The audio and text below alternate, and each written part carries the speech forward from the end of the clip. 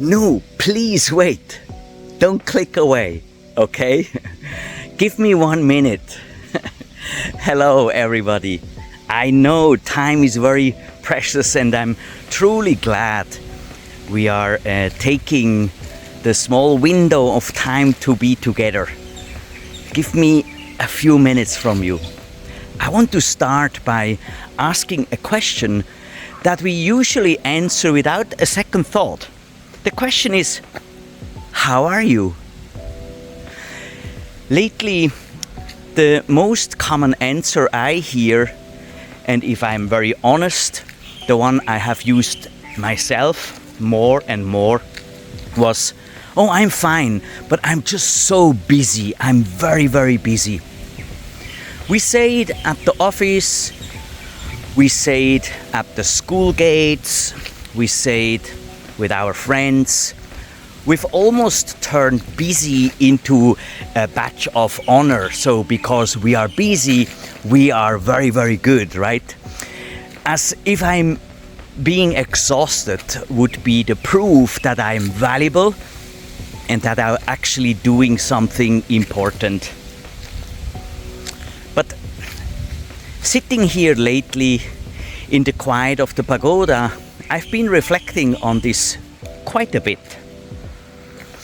And it's being busy the same thing as being alive? Or is it possible that our busyness is actually a very clever sub-program? In a way, to keep our hands full, that our hearts don't have to face the things we are somehow putting off. So identifying the two business programs is what I want to share now. We all have such different lives. Maybe you are a CEO, or maybe you are a mom with kids, or maybe you are just single and you're working very, very hard. And on the surface, our days look different. But the excuses is exactly the same. I'll do that when things calm down. I will meet this person when I have the time to it. I will call you, but right now I'm so busy. Sounds familiar? Yes. Think about that for just a second. Does life ever actually really calms down? Did you really ever had a moment where you said like, now I'm done, now I'm finished with everything? Never happened. So when we say we don't have time to meditate, or we don't have time to sit with our aging parents, for example, when we don't have time to visit them, or when we don't have time for ourselves, we are often saying is that these things aren't urgent, right? It's not urgent. Well, I need to do this before that. Or maybe I should complete this and then I will. But at the end of the day, this is not how it will go. What about our soul? Well, our soul or ourselves is very patient. It's not demanding. It doesn't scream. And because it doesn't scream, we put it at the bottom of our list. Because there is no deadline for ourselves. There is no one who is asking to complete for ourselves. And yes, I'll be honest to you, I did struggle with this tension every day. And here I am, in Cambodia, in the monastery, practicing to be a monk, study, learning, while my own parents are aging in Switzerland. My father isn't well, he's got dementia. My mom is taking care. And yes, there are families, but also they are busy to meet the possibility that they can see them a bit more. So there is a part of me that feels the old busy, the manager I used to be before, like that feels the old busy program whispering that I should be there, doing something, managing things and take care of them. But I have also to realize that if I had stayed in that high performance executive loop in my past, I wouldn't have been taking care really of them, but I would be just handling them as like another task. So I wouldn't really spend time with them, but more of managing, making sure everything is okay and handling them rather to spend really the time with them. And sometimes those most important things we can do for those we love is to sharpen our own equanimity, so that when we show up, we are actually there.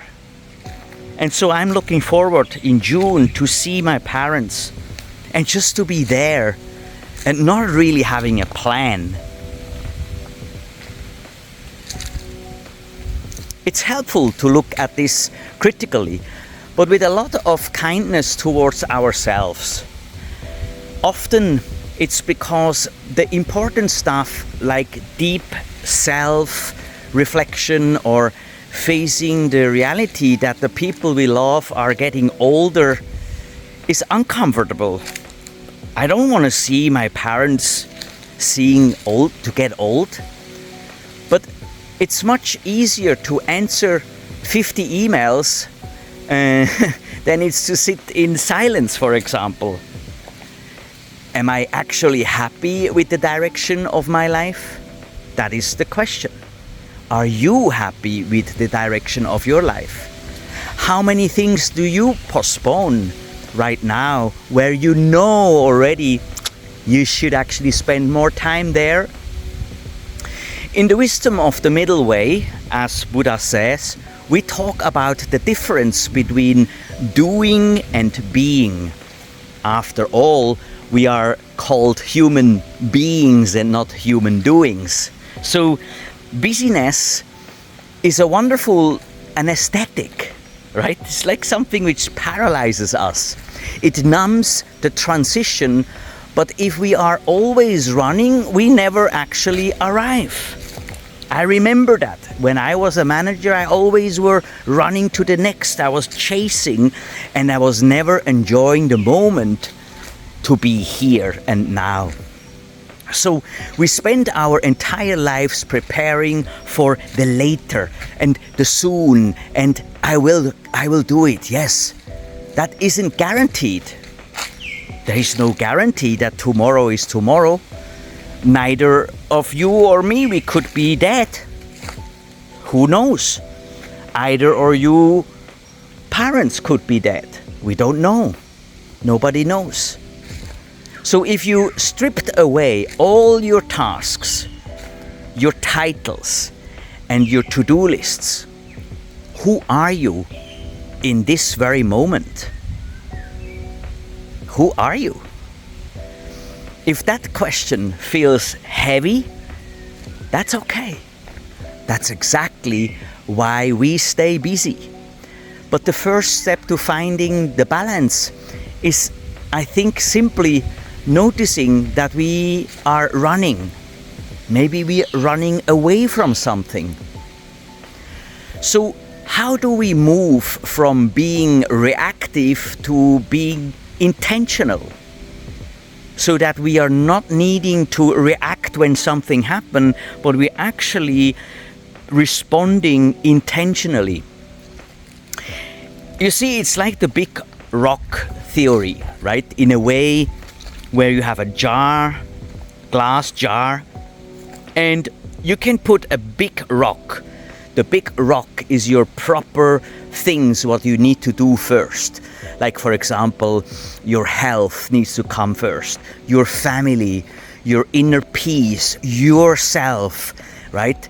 And the sand around it, when you put sand on it, those are the little things, the not so necessary one, the 200 emails, and then the other things which you need to do for others to make you feel well. But what are yours, truly?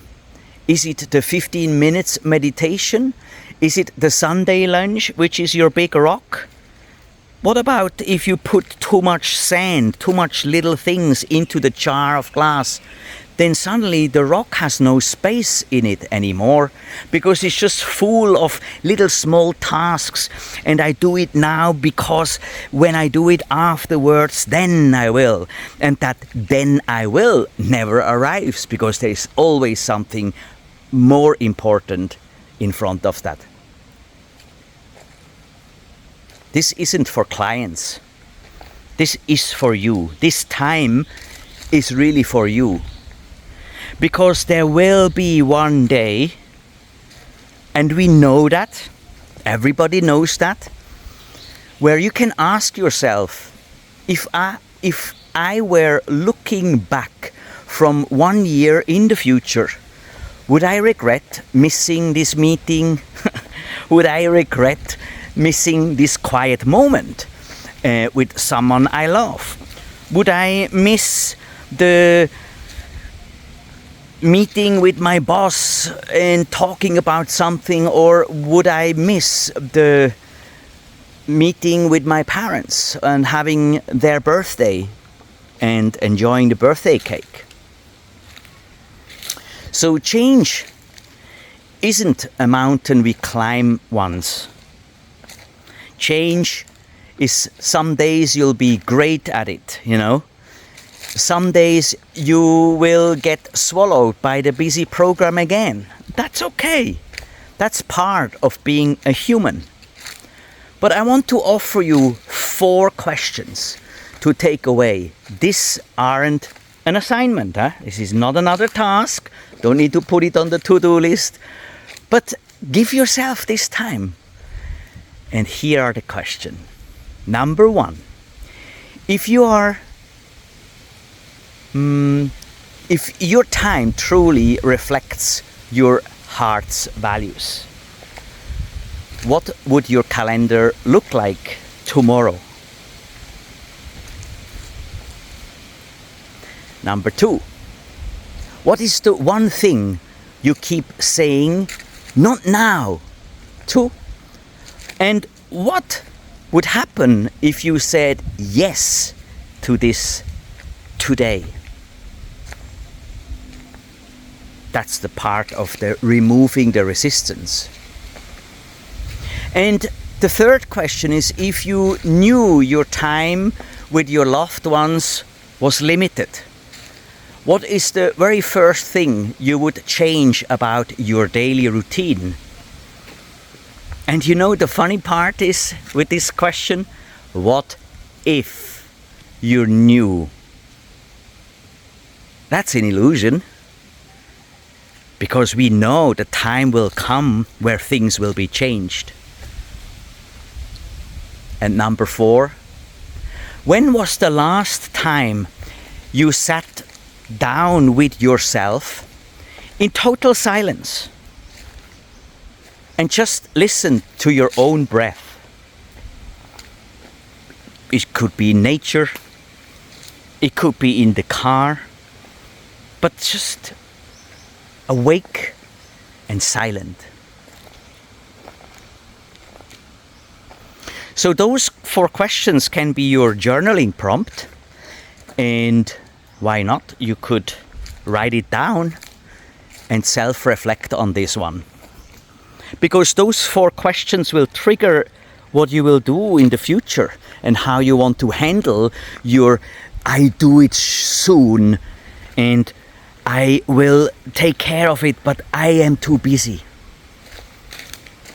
Because the whole thing, what we are talking here, is about being wholesomely productive and not just productive for others.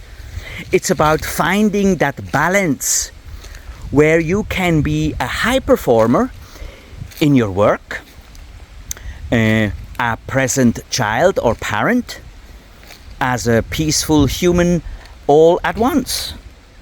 Wholesome productive, meaning you do something which feels good for you. And that is spending time for you, spending time for your loved ones, taking care about health, and setting you as priority. You are priority. Because if you don't set yourself as priority and always run for others, to please others, well, sooner or later, the circumstances are changing, and then you will feel regret, or you will just burn out. Is it worth it?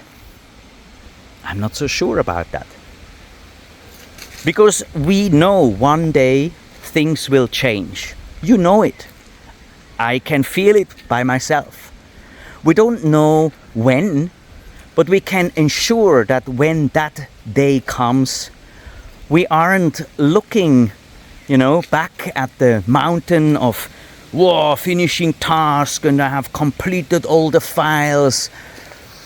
But then at the same time, you wish we had spent more time on the things that had no deadline. The parents, they don't have a deadline. They're waiting. Your health, as long as you're healthy, it's quiet.